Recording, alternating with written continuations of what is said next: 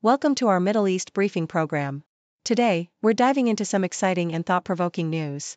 First up, President Trump has launched the Genesis mission, a bold executive order aiming to bring together big tech, academia, and government to supercharge AI research. This initiative is all about creating a powerful digital platform for scientific discovery, with a focus on health, energy, and manufacturing, a real game-changer for U.S. innovation. Next, a surprising twist in a long-standing murder case in the UK. A detective who once defended Michael Ross now believes Ross is guilty of the 1994 killing of Shamsuddin Mahmood. New evidence and witness interviews have cast doubt on the original conviction, which was based on questionable testimonies. Ross, a decorated soldier, has always maintained his innocence, and his case continues to stir debate in the community. Finally, in Berlin, public opinion is leaning heavily against hosting the Olympics. A recent survey shows 67% of residents oppose the bid for the 2036, 2040, or 2044 Games, sparking discussions about whether the city should pursue such a massive event. Despite this, officials remain optimistic, hoping to sway public support before the decision in 2026. Please continue to watch for more details. CNN reports that President Trump's administration has launched a groundbreaking initiative called the Genesis Mission, uniting big tech, government agencies, and academia to accelerate AI research focused on scientific discovery. This program will develop a new AI platform utilizing federal scientific data from national laboratories such as Argonne and Lawrence Berkeley, aiming to facilitate collaboration across sectors and push forward advancements in health, energy, and space exploration. The initiative emphasizes applying AI to scientific fields like physics and chemistry, while also addressing critical issues like energy efficiency and rising electricity costs, which are exacerbated by the increasing power demands of data centers supporting AI development. This effort is part of Trump's broader strategy to maintain U.S. dominance in AI, especially in the face of China's rapid progress, by easing regulations and fostering partnerships, despite concerns over AI safety and energy consumption. BBC's documentary series reveals a startling shift in perspective from George Thompson, a retired detective who initially helped defend Michael Ross, the convicted murderer of Indian restaurant waiter Shamsuddin Mahmood. Now, after years of research and reflection, Thompson believes Ross is guilty, contradicting his earlier stance. Ross, a former Army sniper, was convicted in 2008 based on witness testimony and circumstantial evidence, despite the absence of forensic proof. The series uncovers new audio recordings of Ross, who maintains his innocence, and scrutinizes the credibility of witnesses like William Grant, whose testimony was pivotal but inconsistent. The documentary sheds light on the complexities of the case, highlighting how Ross's life, marked by military service and personal tragedy, was forever altered by a crime he claims he did not commit, raising questions about justice and the reliability of eyewitness evidence. South China Morning Post highlights that public opinion in Berlin is largely against hosting the 2036, 2040, or 2044 Olympics, with 67% of residents opposing a bid according to a recent survey. The End Olympia movement has already initiated a referendum set to begin in January, reflecting widespread skepticism about the city's suitability for hosting the Games amid concerns over costs, urban disruption, and past failed bids. Despite this resistance, Olympic organizers remain optimistic, asserting that enthusiasm can be cultivated through strategic efforts and public engagement, especially as other German regions like Munich and North Rhine-Westphalia prepare to vote on their own bids. The debate underscores the challenge of balancing national pride and economic opportunity against public apprehension, especially given Germany's history of hosting the Olympics in 1936 and 1972, and the recent trend of referendums thwarting previous bids.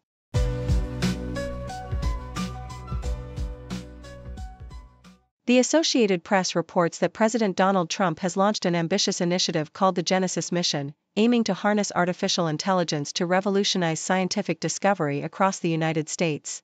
This executive order directs the Department of Energy and national laboratories to create a centralized digital platform consolidating the nation's vast scientific data, inviting private companies and universities to collaborate in solving critical engineering, energy, and security challenges.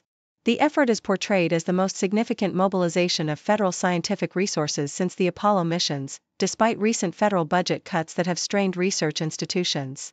Trump's focus on AI's potential to drive economic growth was further emphasized by his engagement with Saudi Arabia's Crown Prince, who pledged a $1 trillion investment in transforming his country into an AI data hub, signaling a global race in AI dominance.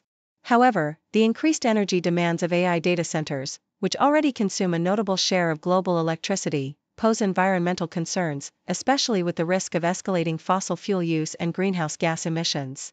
The BBC's internal struggles have come under scrutiny following a controversy over a manipulated clip of Donald Trump's speech in the program Panorama.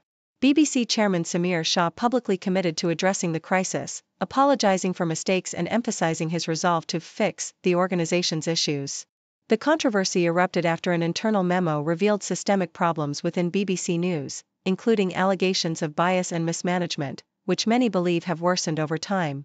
The fallout led to the resignations of Director General Tim Davie and Head of News Deborah Turnus, sparking intense debate about the BBC's editorial integrity and political neutrality. Shah acknowledged delays in response and the need for transparency, while also defending key staff members and emphasizing the importance of maintaining impartial journalism.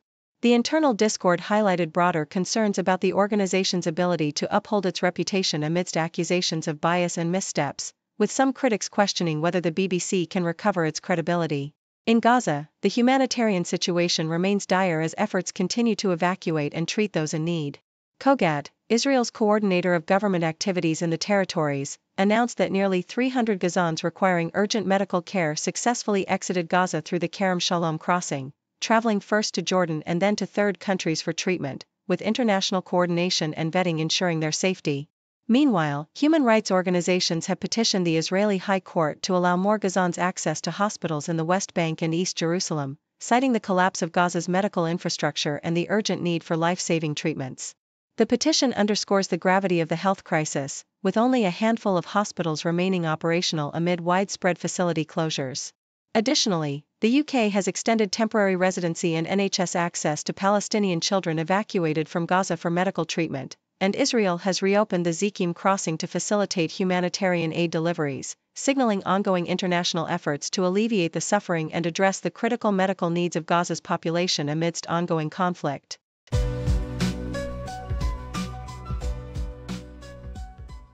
The BBC's recent turmoil has cast a spotlight on the integrity and impartiality of this venerable institution.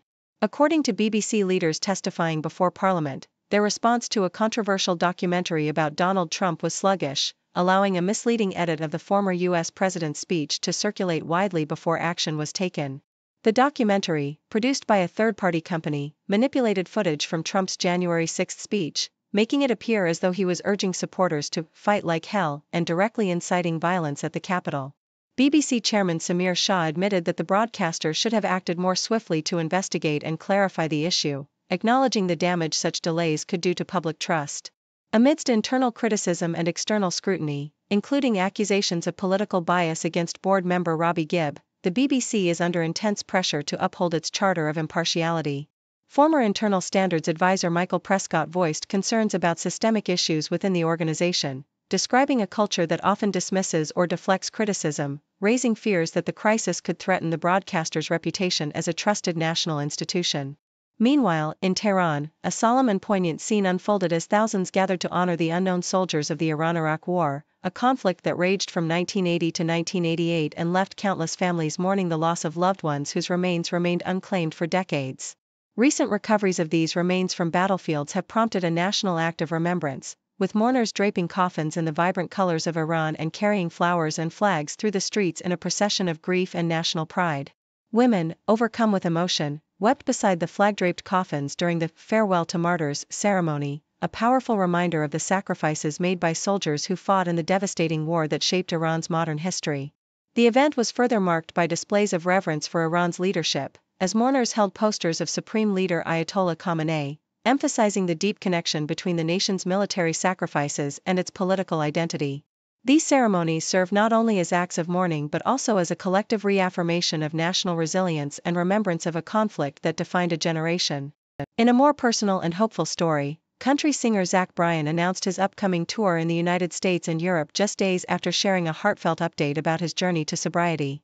Bryan, known for his introspective lyrics and humble persona, revealed that he recently embarked on a motorcycle trip across the country, which led him to confront the toll that years of touring, military service, and personal struggles had taken on his mental health.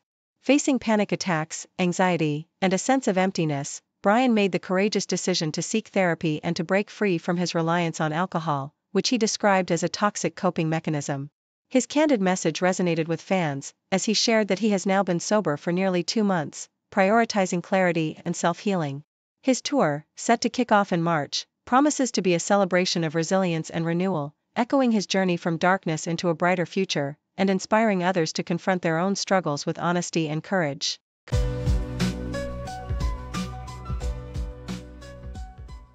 South China Morning Post reports that Colombian immigration authorities recently raided a hotel in Yaramul, a small town in northwest Colombia, where they discovered 17 children and 9 adults associated with the ultra-Orthodox Jewish sect Lev Tahor. The authorities questioned 9 members of the sect during the inspection, which was prompted by local residents' reports, and decided to take the children into protective custody, especially since 5 of them had Interpol yellow notices indicating they were missing or victims of abduction. The group had arrived in Colombia in late October, seeking a rural property to establish a new settlement, and were staying temporarily in a hotel while searching for land. The authorities clarified that the sect members had no arrest warrants in Colombia and that deportation was likely. This operation echoes earlier actions in Guatemala and Mexico, where law enforcement uncovered similar issues involving the sect, including the rescue of hundreds of minors and women amid allegations of sexual abuse and kidnapping. Notably, in the United States and Canada, 2 leaders of Lev Tahor have been convicted of kidnapping and child sexual exploitation, highlighting the sect's troubling history across multiple countries. Thank you for tuning in. The content above showcases the latest briefing reports and analytical synopses, thoughtfully curated by the 6do team. These insights stem from a wide array of reputable media outlets, think tanks, government sources, and specialized experts worldwide. We encourage you to explore these sources for a comprehensive perspective.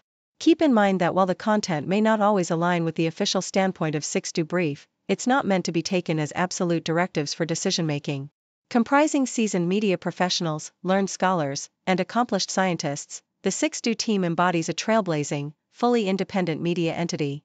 To customize 6do Brief to meet your professional needs, you have the option to subscribe to a diverse array of briefings on our website, 6dobrief.com. Regardless of your location, you can conveniently receive 6do Brief via email.